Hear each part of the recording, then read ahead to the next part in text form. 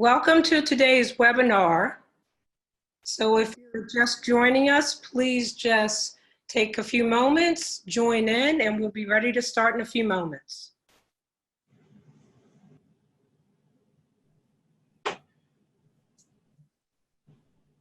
Okay, we will have Audrey Parham-Stewart, our STEMcx representative, start us off. Audrey. Hello, my name is Audrey Parham-Stewart, and I am a member of the STEMcx committee.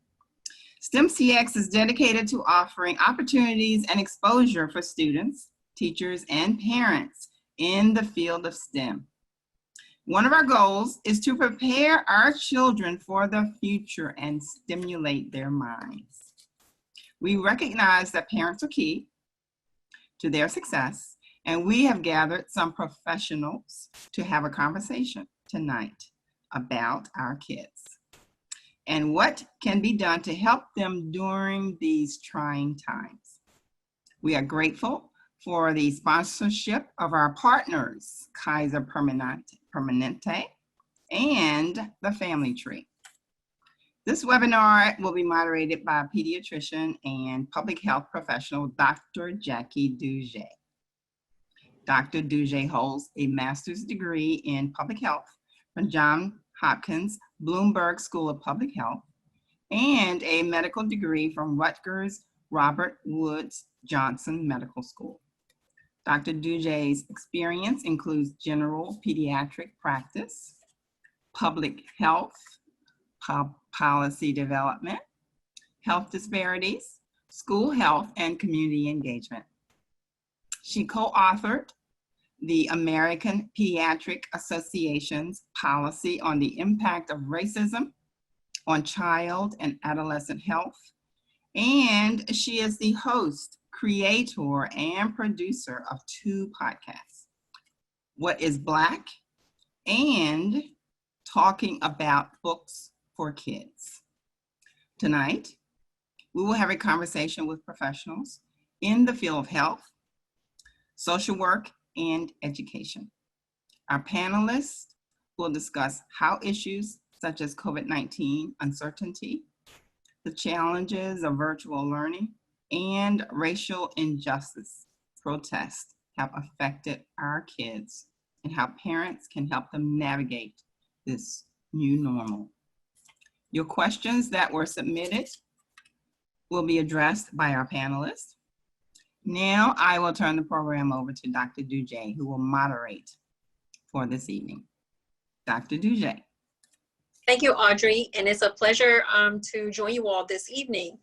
But before I introduce the panelists for this evening's webinar, I did want to let individuals know that the chat will be open for questions, but because we received so many wonderful questions during the registration process, we'll have to gather the questions that you put in the chat this evening, and we'll follow up with answers to those questions within the next 2 weeks, and they'll be posted on the STEMcx website.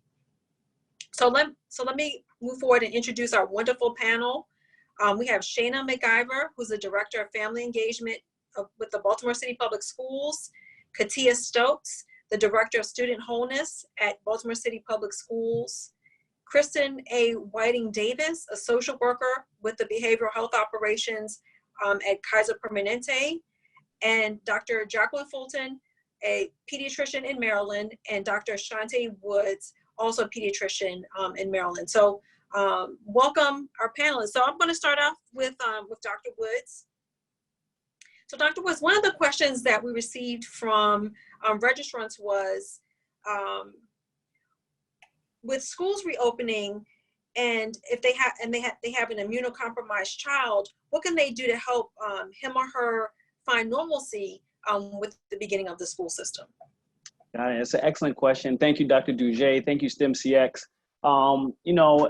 There's no one-size-fits-all approach here with reopening of schools, and I think parents have to do and make a decision that's best for them. Taking an immunocompromised child specifically, you have to ask yourself, does your child get infections easily? Does your child perhaps have asthma or another respiratory condition such that if he or she were to fall ill with COVID-19, would they have severe illness? And right now, the American Academy of Pediatrics, the CDC, they say overwhelmingly kids do very well when they have this infection. Many show no symptoms at all. Those who do show symptoms, typically they're mild. However, for the immunocompromised child, those patients are at increased risk of getting hospitalized. And so that's where a parent has a decision to make. One, what safety precautions is the school going to take? Are they going to be checking temperatures as kids come in? Whether it be hand sanitizer all throughout the school? Does their child, a parent has to know their child, so is their child going to be responsible enough to and mature enough to wear a mask properly all throughout the day? Versus, you know what, that's too much of a risk. I, the parent, think that my child actually might do better at home. And right now, July, that family might have to be saying, what's going to be our plan B? Fortunately, many schools are giving parents the option of sending their child to school, those who have a hybrid, perhaps sending their child to school, or in fact, learning from home. And if a family is saying that, you know what, learning from home is going to be best for our child, touching base with the school system now, again, late July, to see what that curriculum is going to look like. I do give parents advice that you might have to be a little patient with the schools because this is new for all of us. And so school systems, and they're developing this curriculum right as we speak. But we want it to be as robust as possible so that the learning that they get distance in the fall is a little bit more comprehensive than what we received. And we did our best, but what they received in the spring. Thank you, Dr. Woods. So Dr. Fulton, another question that came from registrants, from parents included, how will schools handle children who have anxiety? Unmute myself. Thank you for inviting me. Anxiety is a normal body response, feeling of fear or apprehension. I find that in my telehealth visits that a lot of the kids are not anxious about COVID. They're most anxious about the changes in their lifestyle. So a parent actually needs to look at their child. How were they before COVID?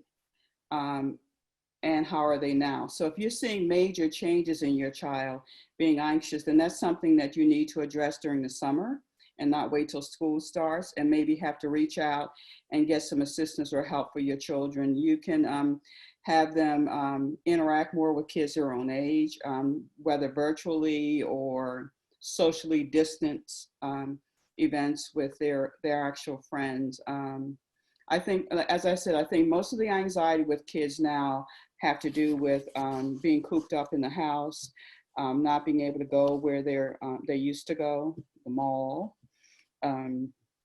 not being able to play basketball with their friends because their parents are anxious. So I think that you need to set some sort of a structure so that their days are pretty routine, and make sure that you are talking to your child and finding out what is that child anxious about. But like I said, most kids who are anxious right now are anxious about their lifestyle, but you need to know your child. If your child is extremely anxious, excessively anxious, you're seeing changes in their behavior, they're becoming more agitated, conduct problems along with the anxiety, then you need to reach out to your pediatrician, to your church, to your family, and ultimately maybe to a therapist for your child before school starts. So Katia, along those lines, right? What are schools gonna? What are Baltimore City Public Schools? What will be in place for addressing social and emotional needs for kids that are returning to school? Absolutely, great question. Hello, everyone. So in Baltimore City Public Schools, we are really working to make sure we have a wraparound approach for both students and families, as well as for our teachers. So for students, we have put out guidance around scheduling for schools so that at each grade level, there's an opportunity for students to engage in small group sessions around social emotional support. So for example, that can look like having a morning meeting as well as a close to the day. In Baltimore City, we're calling it a welcoming ritual, where students will be able to experience having the opportunity to have a conversation about how might I be feeling today?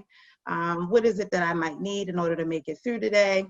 And then for the end of the day, we're going to have all schools engage in what we're calling an optimistic closure, and being able to really just reflect on the day and how its students experience the day. So we're really thinking about that as a space for students to, one, just connect, right? So we know that that transition to the virtual space with having to do several sessions asynchronous sessions. Not asynchronous sessions, I'm sorry, I apologize, synchronous sessions back to back of instruction. We want to make sure that we are building in opportunities for those transitions and breaks. And so for us, we're really committed to making sure we're starting off the day where we might engage in a little bit of mindfulness, ending the day with a little bit of mindfulness. So really incorporating opportunities to really practice strategies that will help with dealing with our emotions and processing and just how we are experiencing. As Dr. Fulton said, just that transition of not having the same traditions or the experiences of going to school, and making sure they have that opportunity to connect socially, although they might be physically distant. We also are really making sure we're having a robust approach to making sure that our school-based supports are available. So our social workers, our psychologists, all of our expanded mental health providers are available, making sure that those teams are meeting weekly, as teachers may be finding that students may be experiencing or expressing some concern.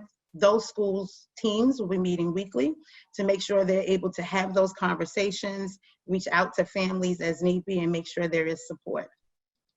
Just as in the spring, we will also make sure that we have a helpline for parents to be able to call in if they are in need of support. All social workers at the school have a Google number so that they can be accessed and reached. In the event that parents reach out and say, hey, I'm noticing this change about my child, or even the teachers may notice this change as well. So we're really making sure that students are able to really engage socially and really have that space to reflect and have conversations about how they just are experiencing this time. Thank you so much, Katia. So Kristen, along those same lines regarding mental health supports in school, Katia, shared there's going to be a helpline, what some of the mental health staff at the schools will be doing, but are there any additional mental health supports and resources out there for families? Yeah, I think that there's a couple factors, of course, depending upon if you're just looking for general support. There's lots of resources in the communities, and given that specific community, depends upon what those resources are. One of the sponsors is the Family Tree, and like I said, they have lots of resources for parental help and hotlines, but also within the community, whether it be through your church or through some of the other agencies. And like I said, the schools obviously have got a lot of things going on as well to help support families. Now, if you're getting into mental health specific, a lot of families have to go through their insurance provider. And so, like I said, I'm a representative of Kaiser. And so for Kaiser members, we offer lots of different supports, from classes to group therapy to individual therapy, in a variety of ways. And then of course, if you need to go that route, checking with your pediatrician for those providers in your area. Again, if you're looking for specific mental health therapy services. But, with the COVID and all the virtual, there's so many resources online that families can access. I know one of the departments of mental health, they have a lot of resources. I actually, the behavioral health systems in Baltimore has a number of resources for COVID specific transitions for kids and for families. So there are lots of things out there for people to access. It's just a matter of kind of tracking them down and seeing what fits for you and your family and your child. Thank you so much, Kristen. So Shana, if you could elaborate a little bit more about additional things Baltimore City Public Schools are doing to support parents, children, and families during the upcoming school year regarding COVID-19. Sure, Dr. D. First of all, I want to say thank you. It is an honor to be a part of this learning opportunity for families. Appreciate the opportunity to share with parents what we're doing in city schools. So first, I say thank you to our families, right, for helping us make some very important decisions regarding reopening.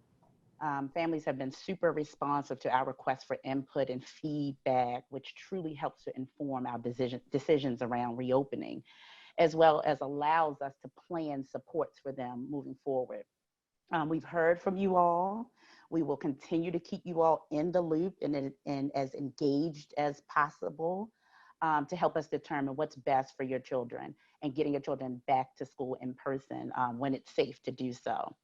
To help families adapt to our new normal, we have and will continue to offer trainings, toolkits, as Katia mentioned, access to not just the social and emotional hotlines, but academic support, homework support hotlines as well, and other ongoing opportunities for parents and caregivers to build their muscle and capacity to support their students' academic success and wholeness. We can't educate our students without strong family-school partnerships. It's a non-negotiable. That is a must. Our families can count on city schools to continue to offer access to food and technology.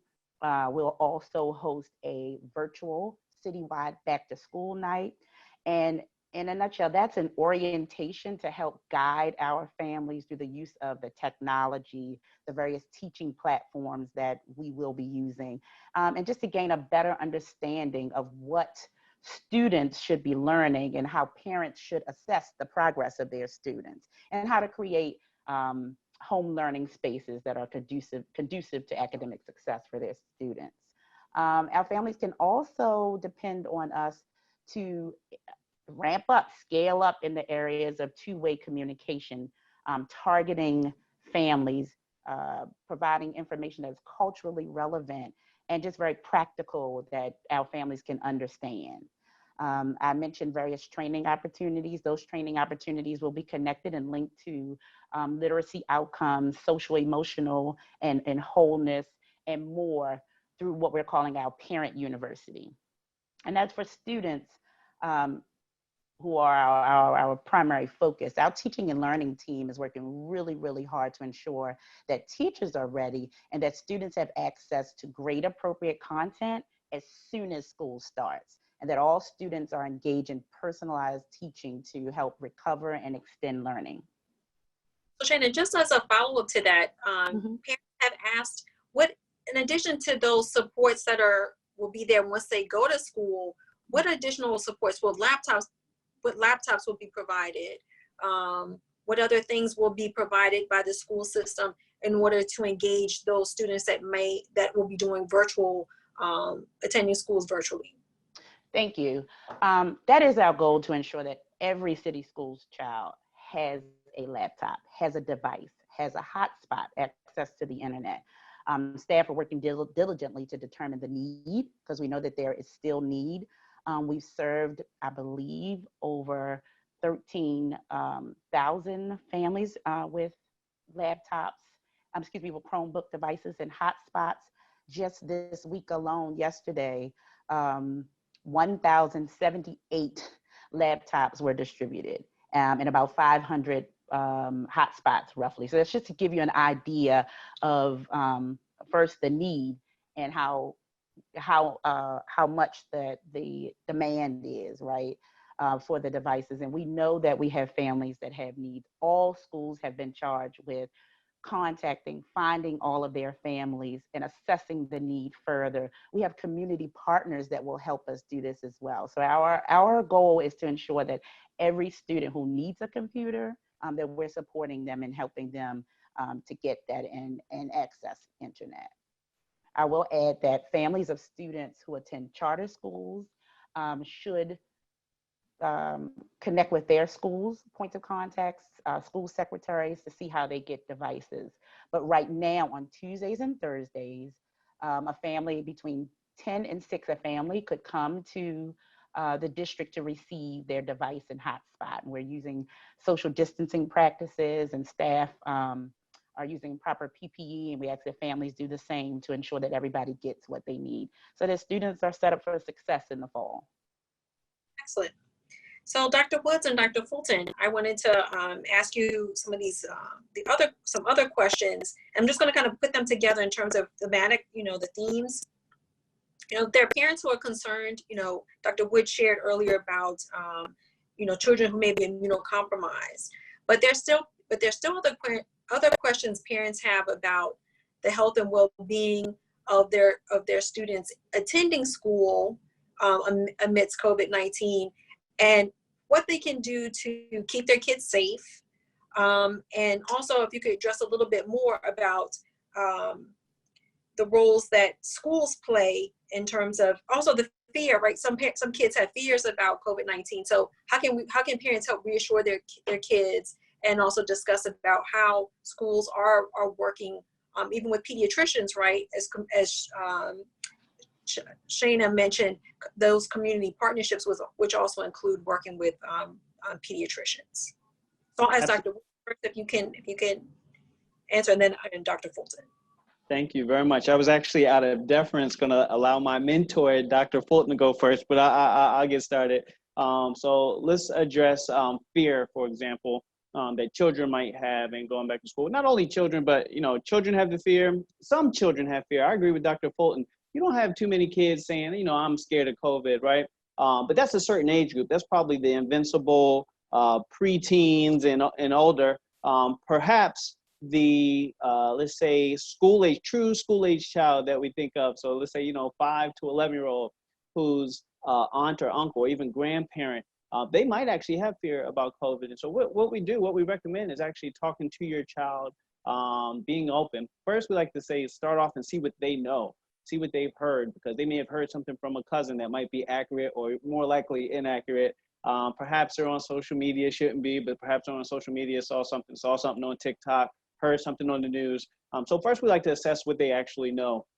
And then let's be honest, let's address their fears, ask them why they think that. And then third, as a parent or as a teacher, our job is to reassure, to provide safety, to provide structure. And so that accurate information would be, in my opinion, so this COVID-19 virus, it is a new virus and we are still learning about it, but fortunately, we have some very smart people on the case, doctors, scientists, engineers that coming up with medicines, coming up with vaccines, very brilliant teachers and principals, school administrators, social workers who are going to put together a plan so that we can safely return, because we know that children do learn best in the school setting. Now, this isn't Dr. Wood saying that all kids should go back. I think it's a little more nuanced than that. However, I do support that kids learn best with structure. And if one were to ask me, is there more structure at home or in school? I think we all know the answer to that, a little more structure in school. So we do think that schools are a better learning environment. So that's how I would suggest how we address children's fear. And again, we talked a little bit earlier about parents' fear. Talking about the safety aspect, how we keep our kids safe, it's modeling good behavior. And I think that starts right now in July. So again, proper mask wearing. I promise you, today, my son, who's 4, he's starting pre-K in the fall, and it looks like they're going to be in session. He goes to a real small school. Today was his first day of wearing a mask. So he's in daycare now, and school starts in about a month. So we put a face mask on him just to see how he would do. See if he's going to be touching his eyes and his nose and his mouth all day long, or if he's just going to put it there and leave it there. And the daycare provider actually gave me a surprising report that he actually did quite well. He did pull it down and was wearing it like a little chin guard, but that's to be expected. So now we got something to build upon. So that's just a small little step that we took today. Good hand wash and hand sanitizer. Sure, school's going to have some, but I'm going to make sure it's about 30 more bottles in his book bag so that he knows every so often, look, hit that hand sanitizer, things like that. To tell him that no swapping should take place, right? So I saw this interesting, I think it was actually like a screenshot or a meme, but it said, you'll send your kid to school with a PJ mask, and then he's gonna come home with a Spider-Man mask that he traded. And it's like, oh my goodness, right? So telling them, no trading should take place. So modeling good behaviors, and I think now is the time to start. Again, I'm gonna pass it over to my mentor, Dr. Fulton. Just sitting here thinking, one of the things, my daughter's a pre-K teacher in Baltimore City Public Schools, and I sort of had her walk me through her day. And what we were looking at was the fact that the pre-K through maybe second graders are the ones that will struggle with social distancing and hand sanitizers and not running up to the teacher or hugging their friends. So, and we were looking at what the needs may be. And we were saying, kids need about 5 masks a week, because we're asking parents to wash the mask and dry the mask. And I don't know about most parents, I don't know if I would be doing every night washing a mask, especially if I have more than one kid. So that's something that we as a community can look at and encourage, even in our offices. Do you have enough masks? when school starts in October, ultimately.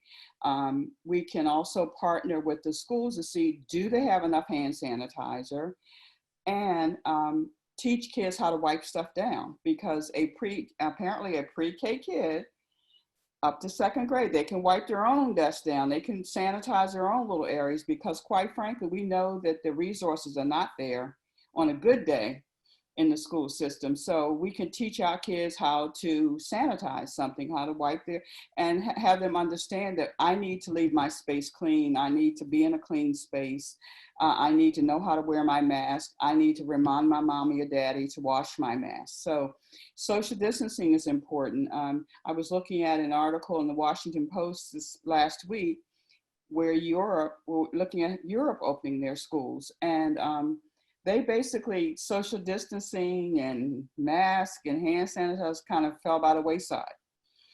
They did very well initially, but it kind of fell by the wayside, and they have done pretty good opening their schools without the cases of COVID going up. I'm not saying that we should not encourage that, but I think that if we can get our kids to help out initially when they first start school and get in the habit day one of school that we're going to stand on this little dot and that dot, and I'm going to wipe down, and I can't bring somebody else's mask home, and I can't share anything with my classmates.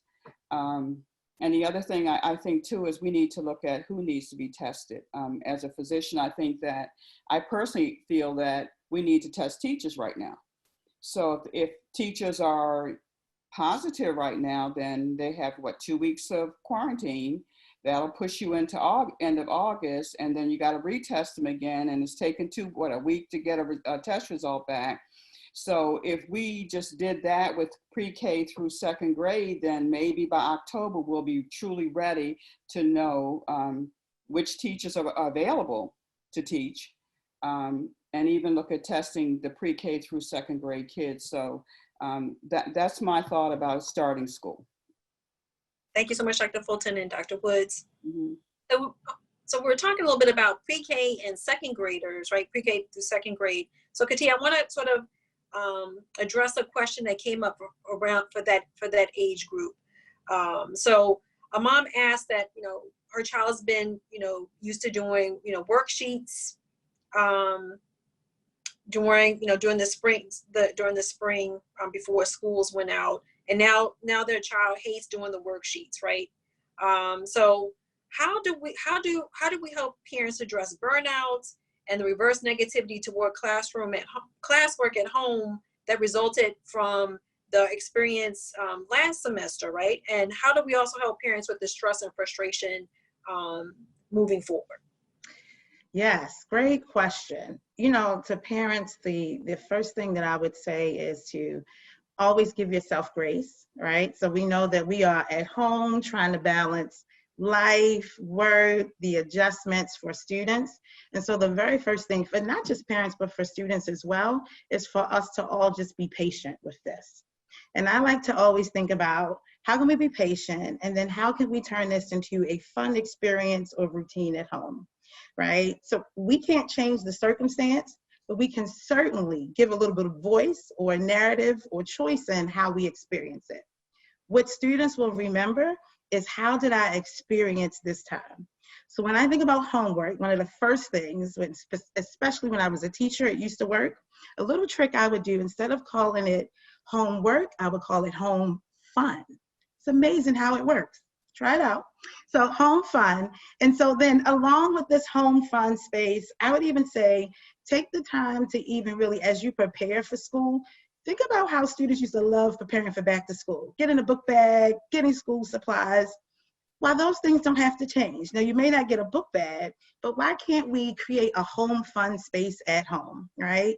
And so we can take the time to decorate it, make it look nice and neat, get nice supplies there, just like, again, that routine, as we said earlier, that routine and that structure, right? That's also supporting their social and emotional well-being, and the adjustment piece to getting used to working in the virtual space, building in that routine.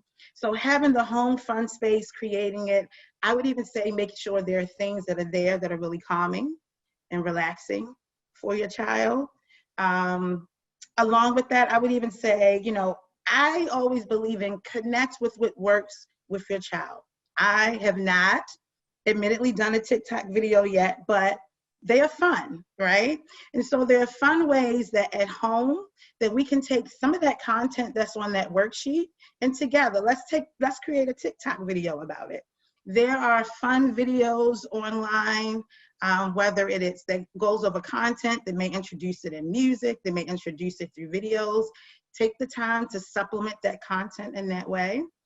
But as we also said earlier, make sure that there is like a structure, right? So space and time. We are really making sure that in city schools, we are really thinking about one, screen time for students.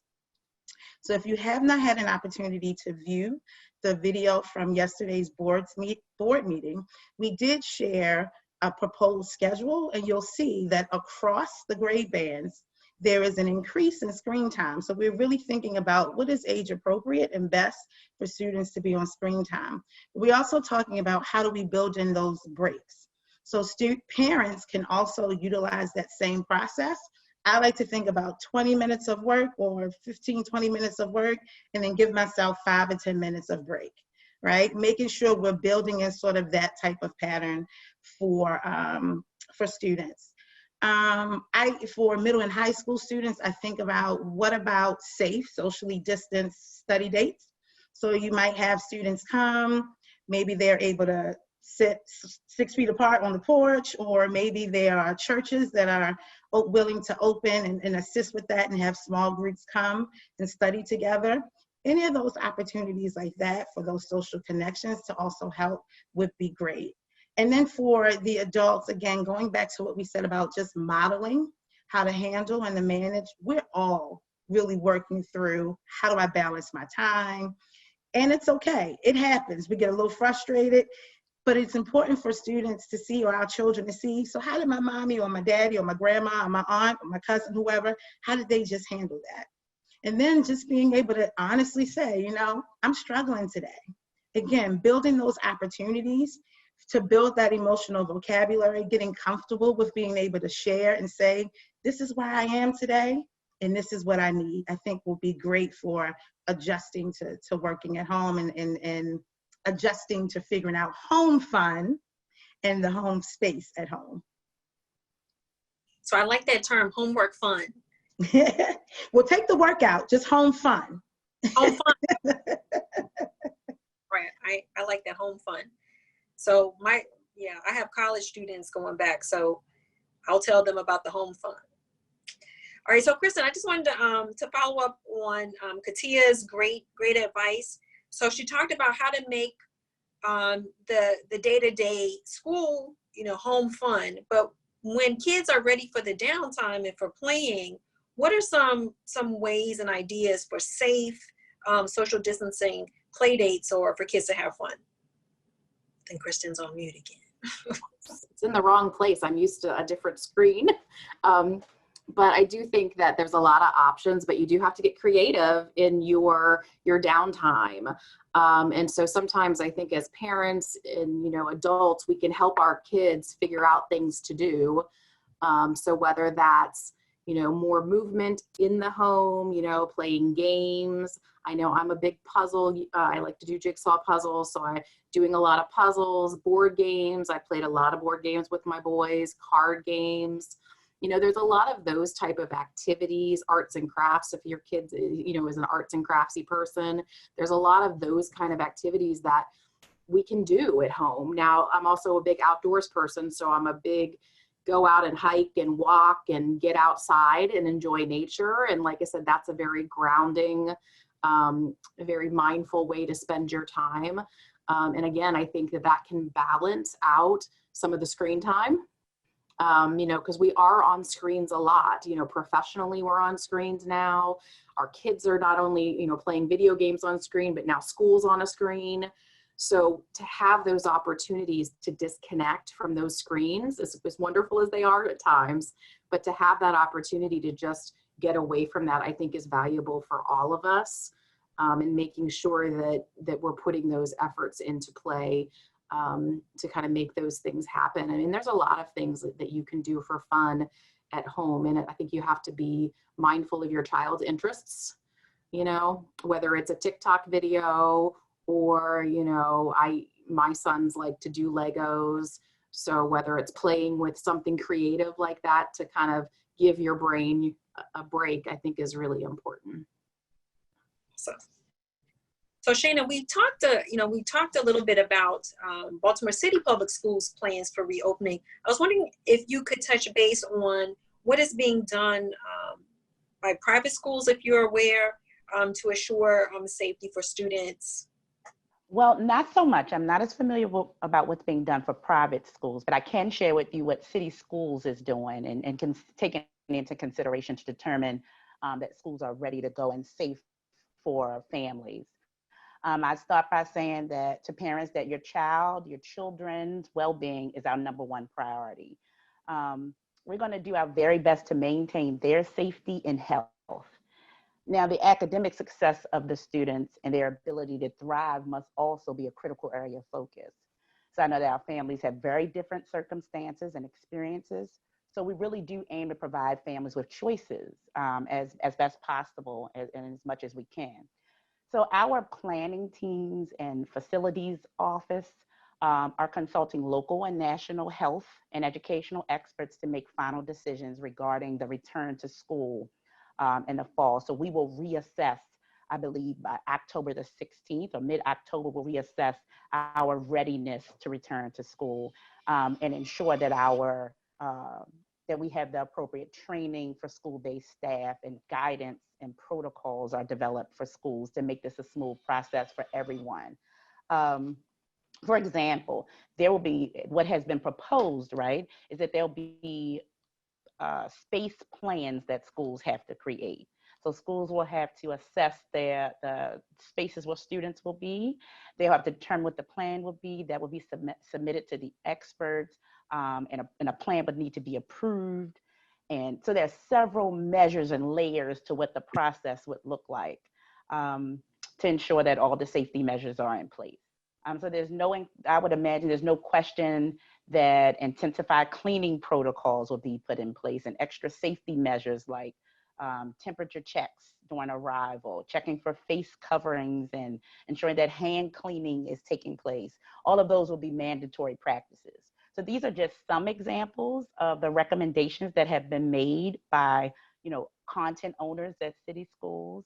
And city schools is just, again, constantly working and trying to determine and create the best strategy to make sure that all of our children are safe. And that can't happen without the input of families. I think I'd be remiss if I did not mention the efforts that we've put in play to hear from families about what their concerns were, what they thought would be necessary, and what were like non-negotiables for them to come back to school. So we've done focus groups. We've put out surveys where we had over 18,000 parents respond to. We've done empathy interviews where what we've called virtual family listening tours. And we've asked families, what are your concerns? And folks have bubbled up things like, I have a child with a compromised immune system, or I'm just afraid because my little one is so small, I'm not sure that he or she is ready to be responsible enough to maybe keep the face mask. So all of those things are being taken into consideration. We've done focus group discussions and so on. So we will continue to do that to ensure that safety comes first. Thank you. So Dr. Woods, given the COVID-19 pandemic, and also this past summer, the heightened visibility of racism, so I'm asking this question because we talked about a lot of resources for children regarding COVID, but again, just want to switch gears a little bit for what supports and resources are available to parents given COVID-19 and adjusting to the start of a new school year, but also knowing some of the heightened visibility of racism that's also been brought up this summer. What are some thoughts about how parents can help, how we can better help parents address these stressors? Well, I would start off by telling them to get the acclaimed book by Dr. Douge and for them to read your work to see how to best address racism in the pediatric population. I think something we mentioned earlier in terms of assessing children's fears related to COVID is actually be open, be honest, and see what they know. So when it comes to racism, I think we have to do the same thing: be open, be honest, and see what they know. We think developmentally, children are able to pick apart or at least tell differences in skin color as early as 6 months. And we think as early as 5 years of age, children are able to interpret fair and not fair, and treatment. And if someone's been treated differently, or hey, I didn't get the same. I don't know what kids eat, hot Cheetos and Takis. I didn't get the same amount of hot Cheetos on my plate that my brother got. So as it pertains to racism, parents should see, what do you know? Assess what their child knows. I think parents should take early opportunities. I think the earlier the better, to highlight the differences that children have or that people have, to embrace them and to welcome them. An example might be of reading a children's book before your baby goes to sleep, and it's hopefully a diverse book, and it shows multiple skin tones. A parent complimenting a child of another race's hairstyle. Oh, look at this beautiful hairstyle that this baby has. What that does is it makes the child open to embracing differences and embracing different cultures. However, some parents say, well, no, I don't want to get into that. It's a sticky subject. It's a slippery slope. It's important because with race actually is safety, and as pediatricians, as teachers, as social workers, safety is paramount. And so for me specifically, I'm going to jump age groups now. I'm going to go to my young Black men specifically. When they come for my visit, for my adolescent visit, I like to ask a lot of questions. Hey, who do you roll with? How are your friends? I know you're a good kid. You come to me once a year. I know your family, but who do you hang around? Are you on the corner with them when they're on the corner? Do you have any friends that sell weed? Like, I was a good kid, decent grades, straight A's, poly, but I have friends who sold weed. Am I hanging around my friends who sell weed such that if the police roll up on them, or if the rival gang rolls up on them for selling them some bad dope, now am I at risk? It's a safety issue. So what's the point? 1, parents need to be open, be honest. 2, see what your kids know. 3, appreciate that it's safety. And then 4, probably the biggest thing, starting early and having your children embrace differences, I think, is most important.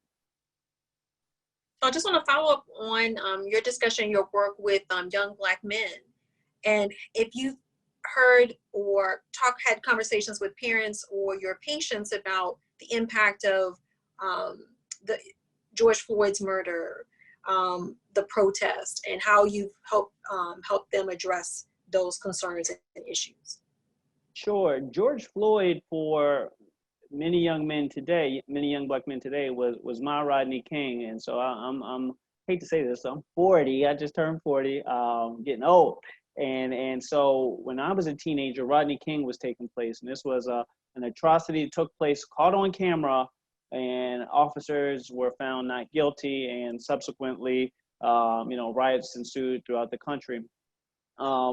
This was an opportunity, at least I'm saying Rodney King, wow, that was disjustice done, or misjustice done to a person of color, a Black man, and no one sees that as being wrong. Like the justice system that's supposed to protect us doesn't see that as being wrong. And this was an atrocity committed by those who are supposed to protect and serve. So many similarities with George Floyd.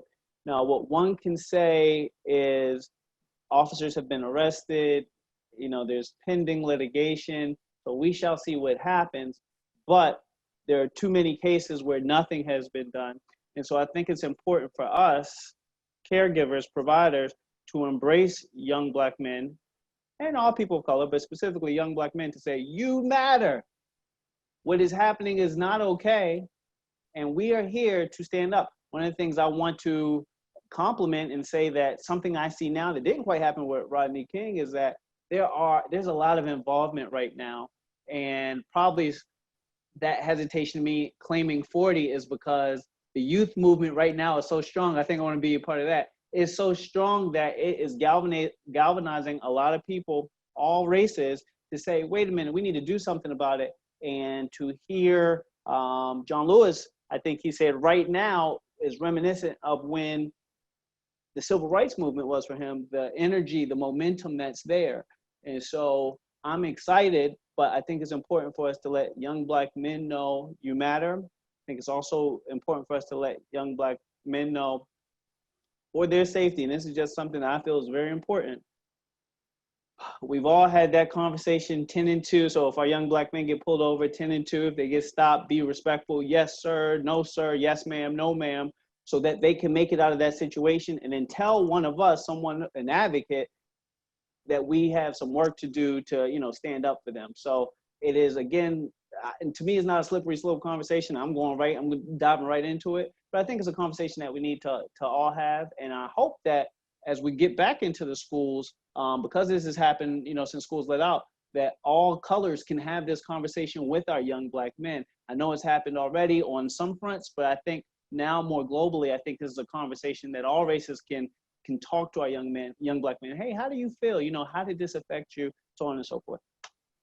Thank you so much, Dr. Woods. So Dr. Fulton, I'm going to pivot a little bit and ask about how do parents of children with that are neurodiverse, they may have been diagnosed with dyslexia, autism, attention deficit disorder, dyspraxia, or other neurologic conditions. How can we help parents prepare their kids entering school? I think we pretty much have spoke to that. All kids need structure, and it doesn't matter whether they have disabilities or not. I think setting up that safe workspace that Ms. Stokes spoke about, and making sure that that's fun and knowing what your child's limitations are, having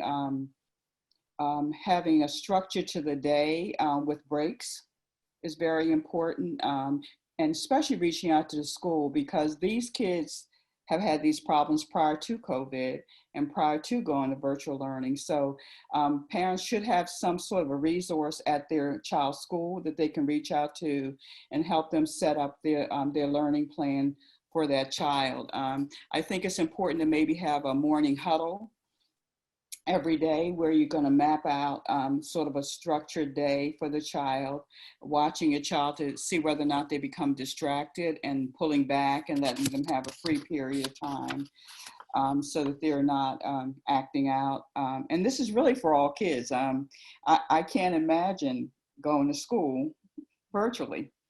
So I think that for all kids the same, it's a matter of what are the child's needs. And it sounds like the school system's looking out for all kids.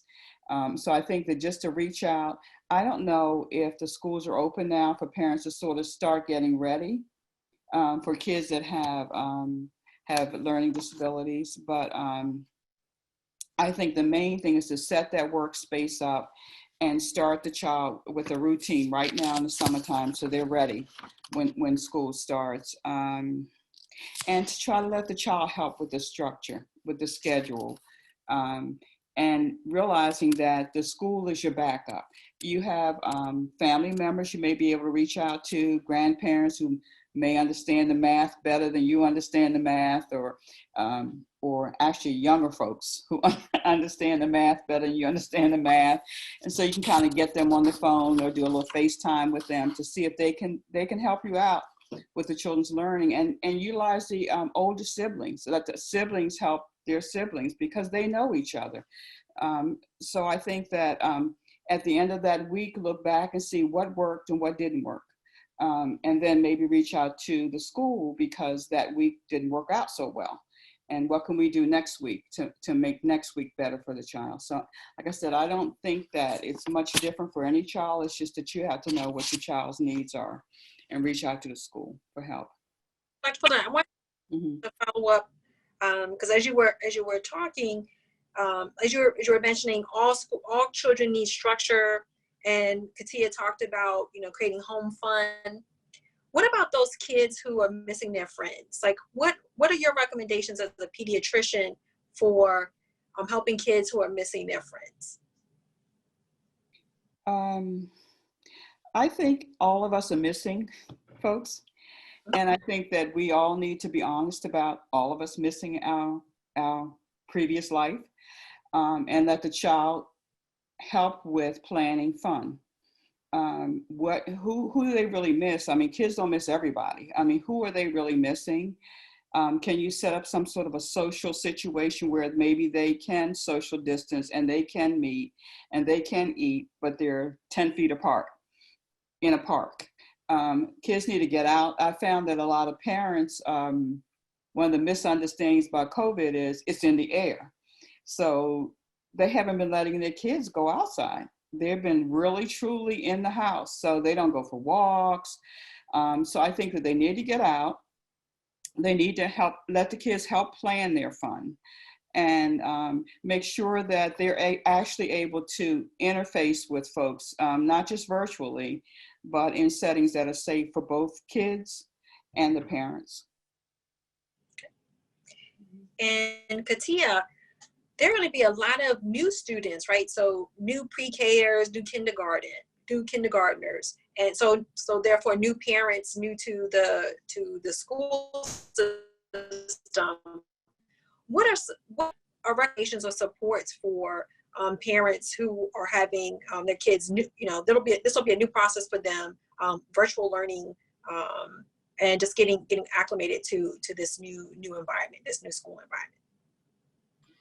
Yes, absolutely. One of the things for especially parents here from city schools, we are really being intentional about making sure that we are building in times for office hours so that parents can be able to contact, reach out to teachers, have conversations about what it is that I need to make sure that my child is able to adjust. As Shana said earlier, we're thinking about, we are planning to have the virtual back to school night. Some of the things that we are planning to do from the social emotional office is creating videos ahead of time that speaks just to that. So how can we prepare for back to school and having little videos that helps with tips and strategies so parents can follow those tips and strategies as well. I would really think that, again, thinking about for our younger ones, beginning to think about that routine. What are some of the routines that our students or our children would really like when we're starting to go back to school? Thinking about sleep schedule before we start, during the summer. Typically, we might stay up a little longer, hang out a little longer, but certainly now having such a long period of time with just disruption in schedules, really thinking about what are those things that I want to make sure health-wise I'm still giving. So making sure that we are sleeping well, making sure we're paying attention to what it is that our children are eating. So I think those are just a couple of simple things that parents who are new to this and their students might be new to school. I would also offer, again, as Shana said, using this as an opportunity to reach out to us and to schools to give ideas. Like what would be great for students or for children to be able to see if the teacher's going to have a certain virtual background up, being able to have just like an open house and come in to see that virtual background, practicing what is it like to sign on to my virtual platform. Parents actually practicing getting on that virtual platform as well ahead of time, and then utilizing our ITD support, being available to make sure that any parents that may be experiencing some tech difficulties with getting online, making sure that you're able to connect with them, and also access, like Google has started to put out just mini videos about how do you get online and access. So utilizing any of those great resources, I think are great ways to begin to prepare for that transition to virtual. Thank you so much. And Shana, there have been a couple questions about children that are interested in healthcare careers or, just opportunities to engage in activities outside of school, whether it be sports or just achieving their vision. And what supports or resources, or how can families learn more about achieving their goals or ideas that they want to pursue, like a healthcare career? Well, Dr. D, I think probably our healthcare professionals may be able to answer or lend some support in answering that question. But I'd say in regards to just in general, helping parents help their children's dreams come to fruition, right? That is the job of the Family and Community Engagement Office, right? We know that every parent, regardless of their educational attainment, income, wants what's best for their children, right? And so it is our job to give families the skills, to help build their skill rather, and tap into their funds of knowledge, because we know that they do have it, right? And they can help and teach us a thing or two about children.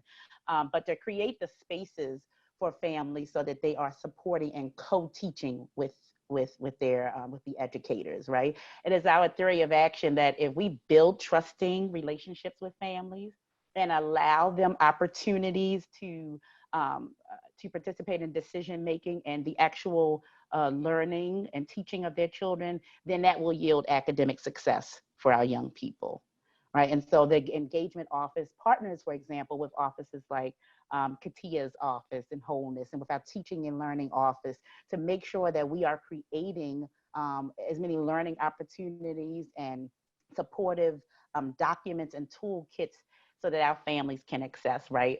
Our families, to include our ELL and newcomer population, making sure that we are translating documents and important messaging for those families so that they too can participate in their child's education. Right, thank you. So I'm going to follow up for our last question and get Dr. Woods and Dr. Fulton's response. So we talk about health and safety and well-being, right? What the schools are doing, how to support families. But as pediatricians, right, I want to talk to you about the importance of making sure that, you know, we talk to parents about preparing for school, but to be healthy. Immunizations, for example. What immunizations, why they're important, especially coming up with the flu season, if you could talk to that for parents. Sure. So you hit the nail on the head that there are other aspects to health besides COVID-19 and safety from COVID-19. Let's start with vaccinations. We think children, now more than ever, children need to be vaccinated because we see the importance of vaccines preventing disease. So something I think is going to be really important going forward with this season coming up is going to be a flu vaccine. I'll probably, as a provider, be a little bit more strict with recommending a flu vaccination. Before, there were certain age groups, immunocompromised, under 2, I would twist parents' arm. If they were a little older than that, I didn't have time to be fighting back and forth and hear their conspiracy theories. But this year, I might actually say, no, I think you really need to get your flu shot, only because the symptoms of flu, the symptoms of COVID, they're so similar. Besides this loss of taste and smell, it's almost like the same symptoms. And so if kids start rolling up in school with the flu, but it looks like COVID and we're not sure and we were relying on flu tests, it's going to be a whole hot mess. So getting your routine school vaccinations, measles, mumps, rubella, varicella, but then also to include the flu shot. Nutrition is so healthy. What we put in our bodies is what's going to set us up. Probably even more important than vaccines is the foods that we're eating. One thing about COVID is that this has been a nice reset, I believe, from the spring till now. I see more people being active, working out, and I think, again, healthy modeling from the parents and from older siblings, healthy modeling will be really important. Good nutrition, working out, get your vaccines. I think that'll set us up for success going forward into the fall. All right, awesome. And Dr. Fulton, I didn't know if you had any additional work. I know we're ending, close to ending, but just looking at the vaccine schedule, so your 4-year-olds need to be immunized. So they should be immunized by 4 years old. So they hit that door, they should be fully immunized. Your 11 and 12-year-olds, there's some shots around that age again. And then again, at 16 years old. So if you have kids around that age, look at the immunization records, reach out to your pediatrician. A lot of us have modified our office hours, but we are definitely available to get those shots in. So I want to thank our wonderful panelists for this evening. Our time is up. So thank you for joining us. Thank you, STEMcx, the Family Tree, and Kaiser Permanente for bringing us all together for this very important conversation. For those who are